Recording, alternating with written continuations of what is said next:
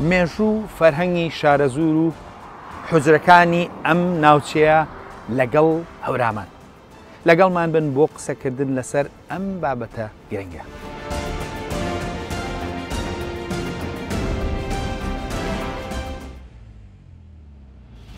زۆر جار لە ناوماندا کە ئاماژە بە شارەزور دەکرێت وەک شوێنێکی دوورەدەست و هەندێک جار تا ڕادەیەکیش وەک شوێنێکی ناشارستان ئاماژەی پێدەکرێت. بەڵام کاتێک کە سەیری سەرچاوەکان دەکەیت بۆ دەردەکەوێت کە چەنە زوڵمان لە خۆمان و لە دەڤەرەکە کردووە. من دەزانم زۆر کەس دەڵێت ئەم نانە ئەمڕۆ لەخوانە، بەڵام هەمیشە ئەو نەتەوانەی کە خۆیان دەناسن و ئاشنای ڕابردویانن هەنگاوەکانیان بەرەو داهاتوو هەنگاوێکی وشیارانەتر و ژیرانەترە. جا بەیەکەوە بۆ ئامانجی خۆناسین بزانین مێژوو فەرهەنگی شارەزور چۆن بووە و ڕۆڵی حوجرەکانی شارەزور و هەورامان لە ڕابردوودا چی بووە. ناوی شارەزور چەندین هەوڵی لێکدانەوەی بۆ دراوە.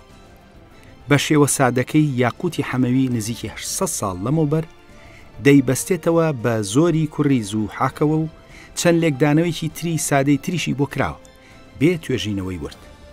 بەڵام باشترین لێکدانەوەی قوڵ و زانستی لەلایەن مامۆستا تۆفیق وەهبیەوە بۆ کراوە و ئەو دوای ئەوەی کە سەیری هەموو ئەگەرەکان دەکات بە پێکهاتەی شار لەگەڵ زور لێکی دەداتەوە کە مانای شاری نزم یاخود قوڵ دەدات کە لەگەڵ سروشتی ناوچەکەدا گونجاوە.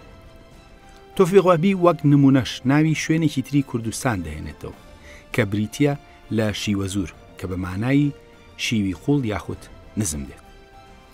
ناوچەی شارەزور ناوچەیەکی دێرینە، بەڵام پێشەوەی باسی مێژووی بکەین بابزانین شارەزور کوێ دەگرێتەوە. ئەمڕۆ شارەزور بەگشتی ئەو ناوچەیە کە بە دەشتی شارەزور ناسراوە و لە باشووری ڕۆژهەڵاتی شاری سلێمانیەوە دەست پێ دەکات. بەڵام لە ڕابردوودا فراوانتر بوو و بەنزیکی لە دوای بازیانەوە بە شارەزور ناو هاتووە. بەگشتی لە دوای دەربەندی بازیانەوە شارەزوری مێژوویی بوو و لە سەردەمی عوسمانی و لە سەدەی 16ی زاینیدا کەرکووکیش بەشێک بوو لە شارەزور و تێکەڵی کراوە. بەڵام وەک ئاماژەی پێکرا بەگشتی لە دەربەندی بازیانەوە شارەزوری مێژووی بووە.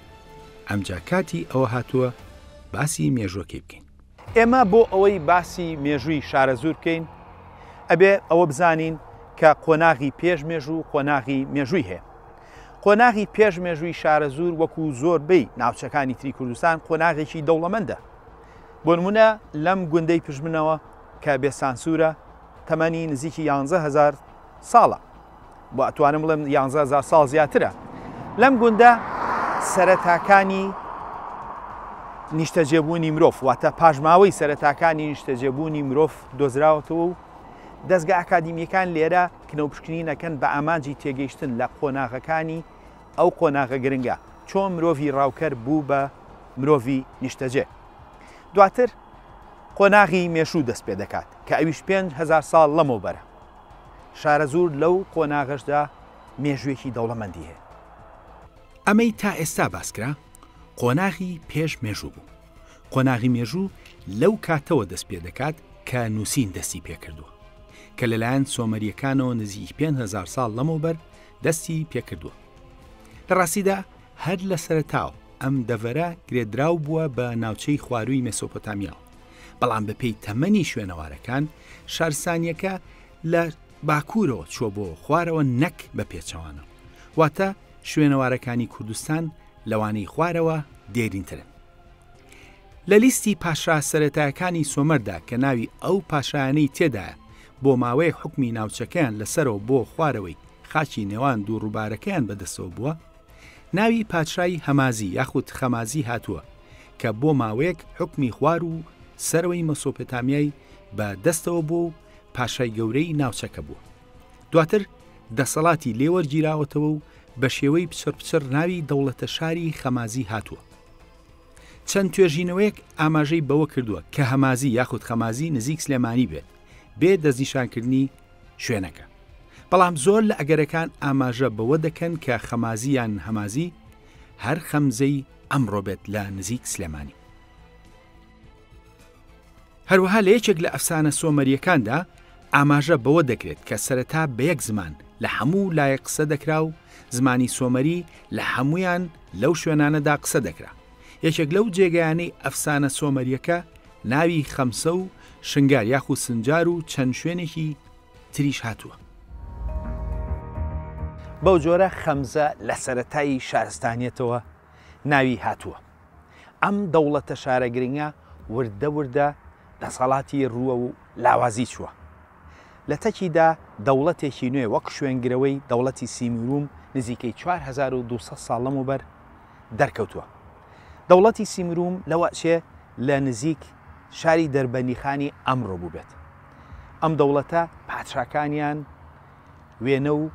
وێنەی هەڵکەنراویان لەسەر شوێن و هەروەها پاژماوەیان بەجێماوە.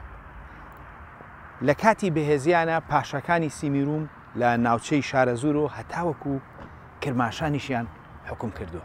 بەو جۆرە لە سەرەتای مێژۆ ئەم ناوچێ پاشای خۆی هەبوو و هەندێک جاریش وەک سەردەمی خەمازی پاشاکانیان حکمی خواروی مەسۆپۆتامیایان کردووە و دەقی سۆمەریش ئاماژە بە هاوزمانی و هاوفەرهەنگی نێوان خەمزە و شنگار یاخود سنجار تا خوارەوە دەکات. ئەوەی کەوای کردووە ئەم ناوچەیە لە سەرەتای مێژۆ تایبەتمەندی خۆی بپارێزێت سروشتی ناوچەکەی. ناوچەی شارەزور لە باوەشی زنجیرە چیایەکدایە بە شێوەیەک کە چیاکان جۆرێک لە بەربەستی پاراستنی سروشتیان بۆ ناوچەکە دابین کردووە و لە چەند دەربەندێکی تایبەتەوە لە ناوچەکانی باشوورەوە خەڵک توانوێتی ڕوو کاتە شارەزور. گرنگترینیان بازیان و پەیکوڵیە لای قۆپی قەرداخ نزیک دەربەندی خان. دەربەندی بازیان دەواازەیەکی گرنگ بووە لەسەر شارەزور.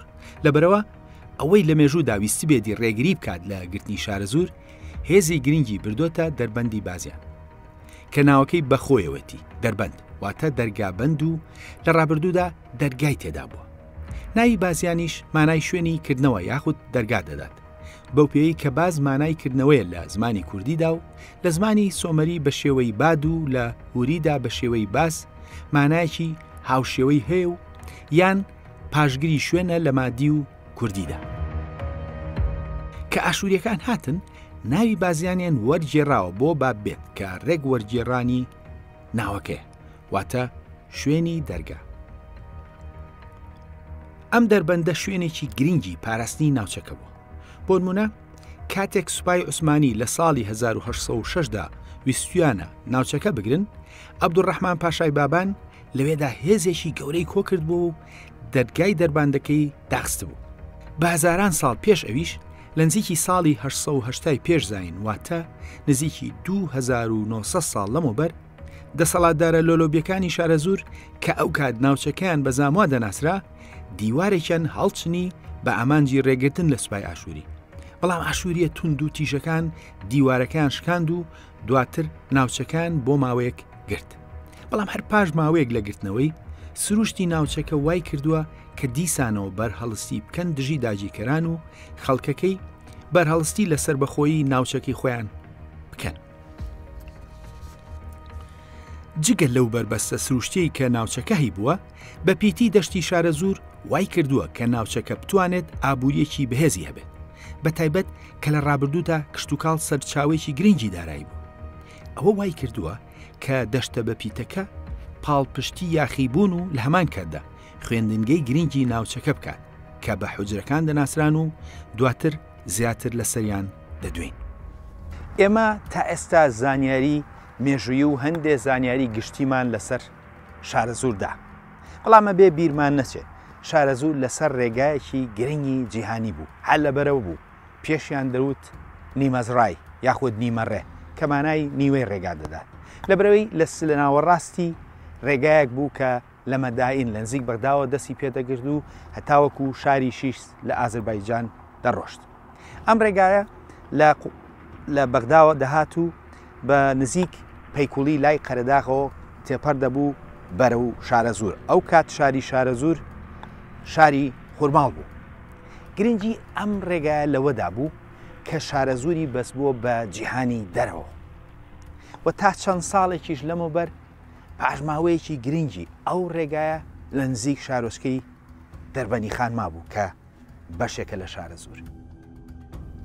لە تەیسەفۆن لە نزیک بەغدای ئەمڕۆوە ڕێگەیەکی گرنگ دەستی پێکردووە کە بە شارەزووردا تێپەڕیوە. ئەم ڕێگایە کاروانی گەورەی پێدا ڕۆیشتووە لەبەر ئەوە پێویست بووە کە لە شوێنێکدا ڕووبار هەبوو بێت پردی پتە و دروست بکرێت. لە سەردەمی دەسەڵاتی هەزەبانیەکاندا کە لە 200 پێش زاینیەوە دەست پێ دەکات تا هاتنی ساسانیەکان پردێکی زۆر پتە و دروستکراوە کە تا پێش دروستکردنی بەنداوی دەربەندیخان پاژماوەی مابوو. خۆشبەختانە هەندێک وێنەی پردەکە پێش ڕووخانی گیراوە کە گرنگی ئەو ڕێگا بازرگانیە دەخاتە ڕوو. ئەم پردە بە پردی کناچان دەناسرا و پانیەکەی 5 مەتر بۆ 6 مەتر بوو و درێژی پردەکە 168 مەتر بووە. واتە کاتێک کە کاروان لە پەیکوڵیەوە لە ڕابردوودا هاتووە لەوێوە پەڕیوەتەوە و دواتر بەرەو خوورماڵ و لەوێشەوە بەرەو شاری شیس لە ئازربایجان ڕۆیشتووە. دوو پردی تریش لەوێدا هەبوون، یەکێکیان پردی کوڕان و ئەوی تر ناوی لە سەرچاوەکاندا نەنووسراوە. هەموو ئەم پردانش نزیک بوون لە یەکتری و لێک ناوچەدا بوون لە شارەزوور. شارەزوور ناوچێکی ناسرااو بۆ و سەرچاوەکان ئاماژەیان پێکردووە. زیاتر لە 1000 ساڵەمەوبەر ئەبوو دەلەف دێتە شارەزوور. دەڵێت شارەزوور ناوچەیەکی ئاوەدانە و قەڵاکەی تایبەتە. دەڵێت دیواری قەڵاکەی 8 باڵ پانە و هێندە بە هێزە کە ئەسکەندەر بۆی نەگیراوە. و هەروەها دەڵێت پێغەمەران داود و سلێمان دوعایان بەسەر ئەم قەڵایەدا خوێندووە. ئەمجا ئاماژە بە خەڵکەکەی دەکا. ئەڵێ خەڵکەکەی وتویانە ئەوان بەرەی تاڵوتن.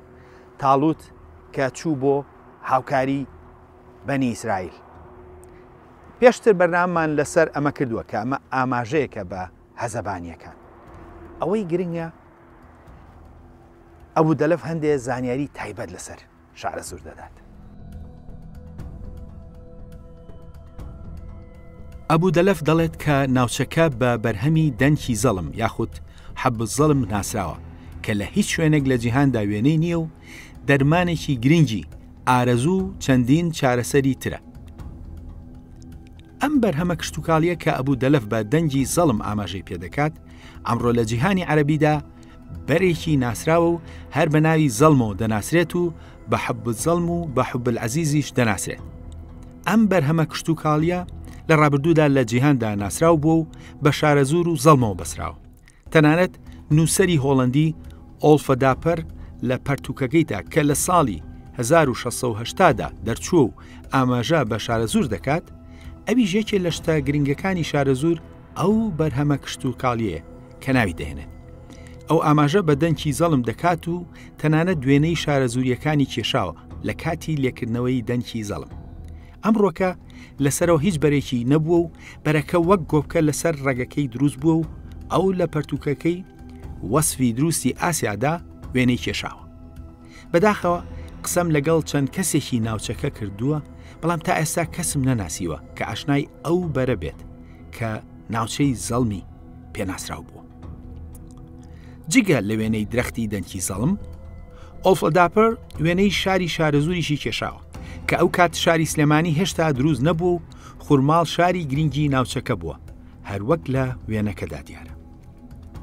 وەک دەبینرێت لە سەرچاوەکاندا شارەزوور و هەورامان تێکەڵ دەکرێن، واتە ئەو تێکەڵیە لە سەرچاوەکاندا دەرکی پێکراوە. هەر لەبەر ئەمەشە ئەم بەرنامەیە بەیەکەوە ئاماژە بە حوجرەکانیان دەکات و بە هەمان شێوەش ناوی کەسایەتیەکانیش کە نازناوی گۆران و شارەزووریان بەیەکەوە هەڵگرتووە زیاتر ئاوێنەی ئەو هەلوو مەرجە مێژوێیان. یاقوتی حەمەویش نزیکی 800 ساڵ لەمەوبەر قسە لەسەر شارەزوور دەکات. ئەو سەرەتا قسەکانی ئەبوو دەلەف دووبارە دەکاتەوە و دواتر دەڵێ شارەزوور دەکەوێتە نێوان هەولێر و هەمەدانەوە، واتە ئەو لە گۆشەی وڵاتی کوردستانەوە سەیری شارەزووری کردووە، کەوتۆتە نێوان دوو شاری کوردی هەولێر و هەمەدانەوە. بەڵام دواتر یاقوت هەندێ زانیاری گرنگ لەسەر خەڵکەکەی دەدات وە زیاتر لە ئەبوو دەلەف لەسەر شارەزوور قسە دەکات.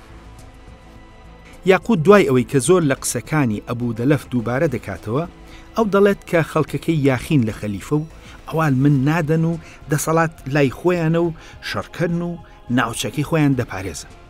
یاقوت هەروەها ئاماژە بەوە دەکات کە لە چیاکانی ئەو ناوچانە خەڵکی ڕێگری تێدایە و ئەمجا دەڵێت کە هێندەی زانا و پیرمەند و قازی و کەسایەتی دێدایە کە مرۆڤ توانای ژمارنیانی نییە. ئەو دەڵێت ئاگاداری هیچ بنەماڵێک نییە کە هێندەی شارە زوریەکان زانایی بەرهەم هێنابێت و دەڵێت کە زۆربەی زانا شافعیەکان لەمانن کە حەڵاڵ و حرام بۆ خەڵک دیاری دەکەن و خوێندنگە ئیسلامیەکانیان پڕ کردوتەوە، واتە زانا شارە زوریەکان خوێندنگەکانیان پڕ کردبووە. لە ڕاستیدا ئەو قسانەی یاقوت لەلایەن توێژەری عەرەب دکتۆر عەبدوڵڵای حەیانی کە لە ساڵی 2011دا دەری کردووە دووپات دەکرێتەوە. ئەم توێژەرە توێژینەوەیکی نووسیوە بە تایبەت لەسەر کەسایەتیە کوردەکانی خەڵکی شارەزور لە سەرنجەمی ئیسلامدا. توێژینەوەکە لەژێر ناونیشانی زانا و کەسایەتیەکان کە بە بنەچە شارەزوری بوون لە ساڵی 20 هیجری بۆ 8 هیجری. لێکۆڵینەوەکەی دەست پێ دەکات بەم قسەی خوارەوە. شارەزور شارێکە لە کوردستانی عێراق لەسەر خاچێکی تەختایی دروستکرا و بە ناویەوە دروستکرا و خەڵکێکی زۆری بەناوبانگ لە زانا و تارخوێن، قازی، شاعیر و سەرکردە سەر بەوێن. ئەو بەردەوام دەبێت و دەڵێت زۆر لەو کەسانەی کە لە شارە گەورەکانی وەک بەغداد، دیمەشق، موسڵ و حەلەب کاری قازێتیان کردووە لە شارە زورۆ هاتبوون یان بنەچەی ئەوەیان هەبوو. بەو جۆرە بەپێی سەرچاوە مێژوویەکان و توێژەرانی ئەمڕۆژ سەدان کەسایەتی مەزن لە شارە زورۆ پێگەیشتون و دەیان کەسایەتی جیهانی لەم دەڤەرەوە هاتووە. ئەم کەسایەتیانە زۆربیان لە شارە زور خوێندویانە و لەوێ بناغی زانستیان وەرگرتووە و دواتر ئەو زانست و زانین و ڕوانگە کوردانی خۆیان بە جیهاندا بڵاو کردوتەوە. حوجرەکانی شارە زور و دەوروبەری کە هەورامانە ناوەندی فکری و زانستی سەردەمی خۆیان بوون. وردەکاری ژیانی هەندێک لەو کەسایەتیانە ئەو بابەتەمان زیاتر بۆ ڕوون دەکاتەوە. ئێرە خانەقای بیارێ، لێرە حوجرە هەیە و فەخێش لێرە خوێنن.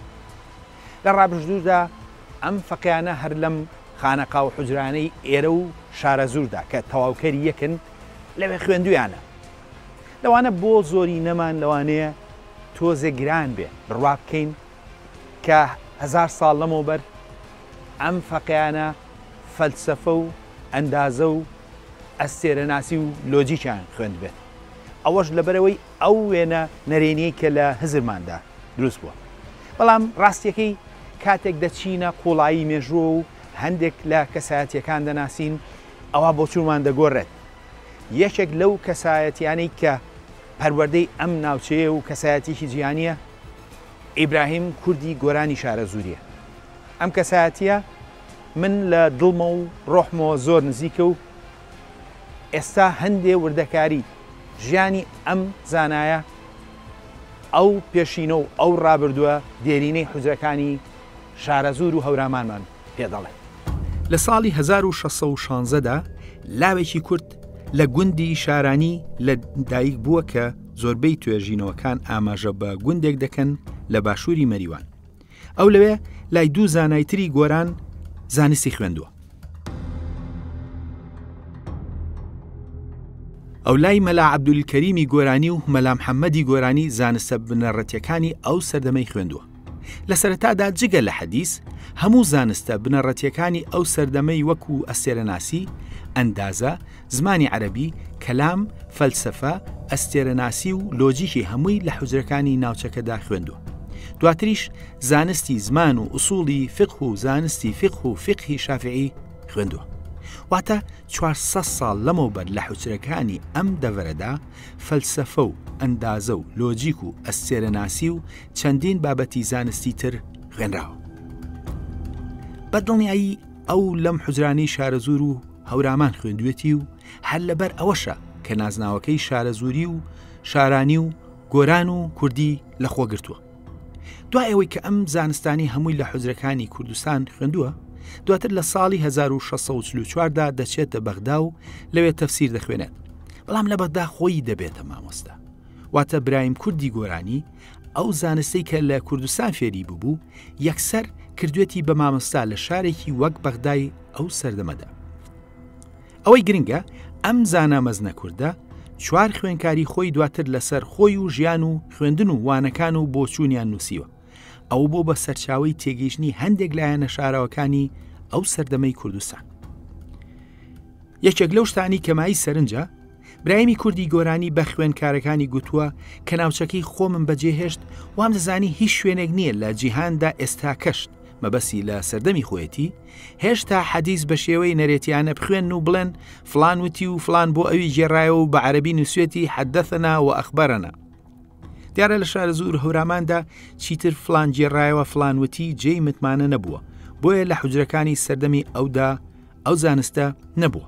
هەر لەبەر ئەوە بووە ئەو بەشانەی لە دەرەوەی شارە زوور و هەوراماندا خوێندووە، واتە لە دەڤەری هەورامان و شارە زوور لەسەر ئەو ڕێچکەیە نەڕۆشتوون. ئەو هەرچەندە عەرەبی خوێندووە و زانیوێتی، بەڵام وەک کوردێک گوتنەوەی وانە بە عەرەبی سەرەتا بۆی گران بووە، زۆری نەخەیاندووە کە بەسەر ئەوەشدا زاڵ بوو و لە بەغدا بە زمانەکانی کوردی و عەرەبی و فارسی وانەی گدۆتەوە. دواتر هەندێک لە تورکەکان لە بەغدا داوایان لێ کردووە وانەش بۆوان بڵێتەوە.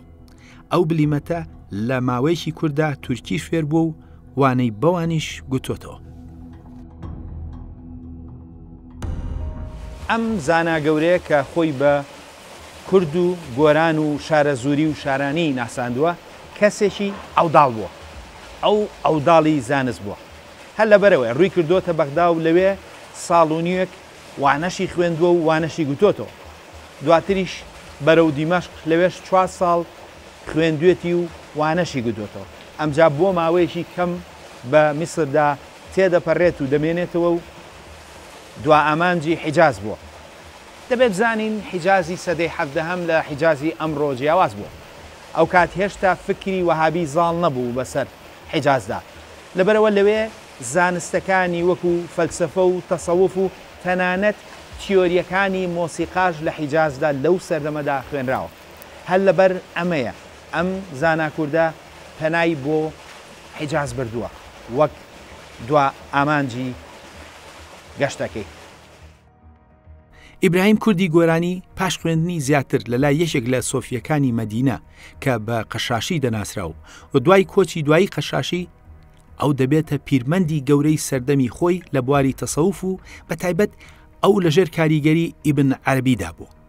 براهیم کوردی گۆرانی یەکێک لەوانەیە کە دەبێتە پیرمەندی ڕێچکە سۆفیگەریەکانی شاتری و چەشتی و نەقشبەندی و قادری.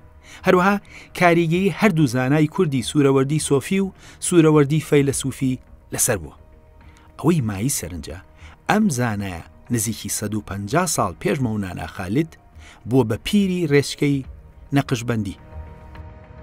بەو جۆرە ئیبراهیم کوردی گۆرانی شارە زووری کاریگەریەکانی دەبێتە کاریگەری جیهانی. بۆ نمونە زۆربەی ئەو خوێندکارانەی لەو سەردەمەدا ڕوو دەکەنە حیجاز ئەوە پەنا بۆ ئەم زانا کووردە و دواتریش زانا کوردەکانی تر دەبن. لە ئەنجامدا ئەو ڕوانگە سۆفیگەریە کوردیە لەگەڵ ئەم پرۆسێدا دەگوێزرێتەوە بۆ ئەندەنووسیا و لە ئەنجامدا هەندێک لە کاری زانا کوردەکان ئەمڕۆ مامەڵەی پەرتووکی ستاندەردی لەگەڵ دەکرێت لە ئەندەنووسیادا. هەروەها لە ئەندەنووسیا هەندێک کەس مناڵەکانیان ناو دەنێن کوردی. بەو جۆرە ئیبراهیم کوردی گۆرانی شارە زووری کاریگەریەکانی لە مەغریبەوە هەتاوەکو ئەستەمبوڵ هەتاوەکو ئەندەنووسیا و تەنانەت هندستانیش ڕۆشتووە. بۆ نمونە کاتێک لەو سەردەمەدا واتە سەدەی 17هەمی زاینی مشتومر دروست دەبێت لە سەر لێکدانەوەی بۆچوونەکانی ئیبن عەرەبی لە هندستانەوە پەنا بۆ گەورەترین پیرمەندی ئەو سەردەمە دەبن. ئیبراهیم و بە ئامانجی ئەوەی کە ئیبراهیم بۆیان یەکلا بکاتەوە و وەڵامەکەی ئیبراهیم کوردی گۆرانی شارە زووری لەسەر بابەتەکە دەبێتە وەڵامی یەکلاکەرەوە بۆ ئەوان. بەو جۆرە ئیبراهیم کوردی گۆرانی لە هەموو ڕوویەکەوە دەبێتە کەسایەتیەکی جیهانی و دەیان بەرهەمی لێ بەجێ دەمێنێت. ڕاستیدا بەرهەمە نووسراوەکانی سەر و سەدن و هەندێک توێژەر 112یان دەستنیشان کردووە و زۆربیان هێشتا بە دەستنووسی ماونەتەوە و توێژینەوەیان لەسەر نەکراوە. ئەمڕۆ بەرهەمە دەستنووسەکانی ئەم زانایە بە هەموو کتێبخانەکانی جیهاندا بڵاو بووتەوە. کاریگەری زانا و پیرمەندە سۆفیەکانی شارەزور و هەورامان بە شێوەیەک بووە. لە سەرەتای سەدەی 20دا ئێدمۆنس ئاماژە بە سەرسوورمانی خۆی دەکات کاتێک کە دەبینێت خانی گەورەی هەموو تاڵیشەکانی ئێران بە قسەی ئێدمۆنس نزیکەی 650 کیلۆمەتری بڕی بوو بۆ ئەوەی کە بێت بۆ سەردان و دەستماچکردنی پیرمەندە نەقشبەندیەکانی هەورامان لە کوردستان. مرۆڤ کاتێک کە ئاشنای وانەکانی حوجرەکانی ڕابردووی کوردستان دەبێت بۆی دەردەکەوێت کە بۆ کوردستان لە ڕابردوودا کەساتی جیهانی بەرهەمێنراوە. وەک پێشتر ئاماژەمان پێکرد ئێمە لە ڕێگای وانەکانی ئیبراهیم کوردی گۆرانی شارەزوریەوە بۆمان دەرکەوت کە لە ڕابردوودا لە شارەزور و هەوراماندا فەلسەفە و ئەستێرەناسی و ئەندازە و لۆجیک و چەندین زانستی تری گرنگ خوێنراوە. لە ڕاستیدا مرۆڤ کاتێک کە ئاشنای کەسایەتی تری شارەزوری پێش ئیبراهیمیش دەبێت ئەو ڕاستیەی بۆ دڵنیا دەبێتەوە کە خوێنی زانستی فەلسەفە و لۆجیک لە شارەزوردا لە ئاستێکی جیهانیدا بوو. پەرتوکەکانی شەمسەددینی شارەزوری ئەو ڕاستیە دەسەلمێنن کە نەک هەر فەلسەفە خوێنراوە بەڵکو لە پێش ئیسلامدا زمانی یۆنانی و لاتینیش خوێنراوە. شەمسەددین لە پەرتوکەکەیدا سەرەتا ئاماژە بە جیاوازی زمانەکانی یۆنانی و لاتین و شوێنی قسەکردنیان دەکات و دواتر لە فەیلسوفە سەرەتایەکانی پێش یۆنان و یۆنانیەکانەوە تا سەردەمی خۆی ئاماژە بە فەلسەفە دەکات. ناو وردەکاری فکری ئەو فەیلسوفە دێرە یۆنانیانەی کە لە پەرتوکەکەیدان ئەوە دەردەخات کە شەمسەددینی شارەزوری و شارەزوریەکان بەقووڵی ئاشنای فەلسەفە یۆنانی بوون. هەریەک لە پەرتوکەکانی ئەم زانا کوردە شارەزوریە بەشێکن لە ڕابردووی فکری دەوڵەمەندی کوردستان بەگشتی و شارەزور و هەورامان بەتایبەت. هەر ئەو نەریتە فکریەیە کە بووەتە هۆی دەرکەوتنی کەسایەتی کریسیانی وەکو سەبەر ئیشۆ کە سەرۆکی هەموو کڵێسەکانی ڕۆژهەڵات بووە لە سەردەمی ساسانی و نزیکی 100 ساڵ پێش ئیسلامدا.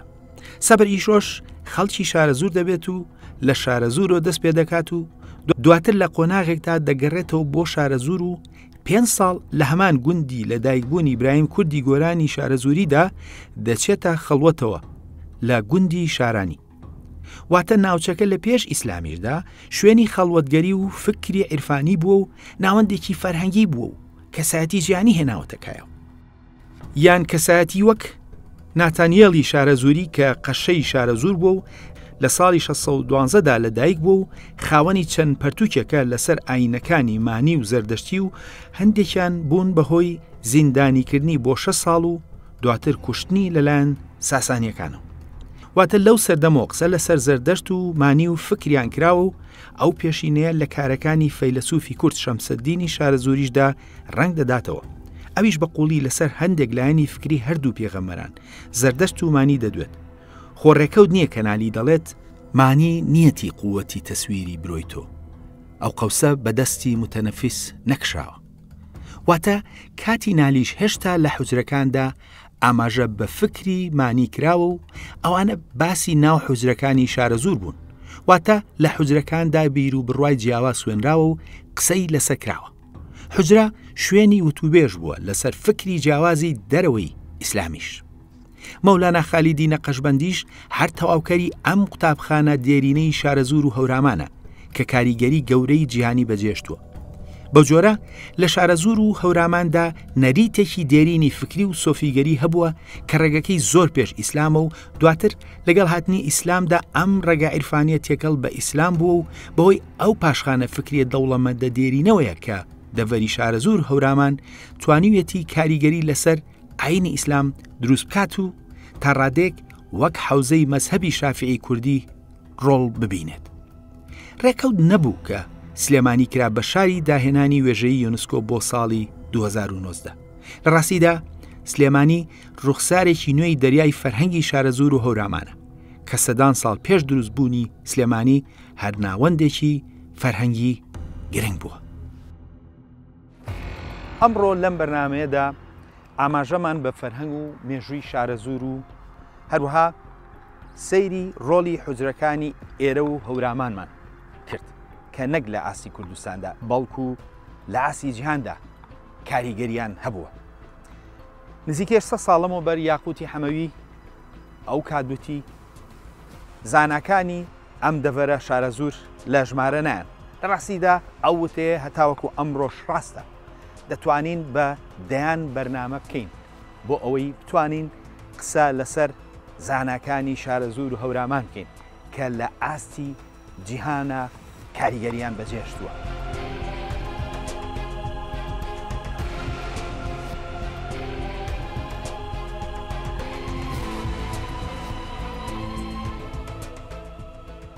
بەدڵنیایی نابێ ئەمە وامان لێ بکە کە وابزانین هەر شارە زوور و هەورامان ئەو ڕۆڵیان هەبوو. لە ڕاستیدا گەر سەیری مێژووی هەر ناوچەیەکی وەکو کەرکووک، هەولێر، ئاکرێ، ئامێدی یاخود ئورفە، ماردین، کرماشان، سنە هەست شوێنە لەم شوێنانە بکەین بەوردی ئەوان بۆمان دەردەکەوێت کە چەند بە فەرهەنگ و مێژووی خۆمان نائاشناین.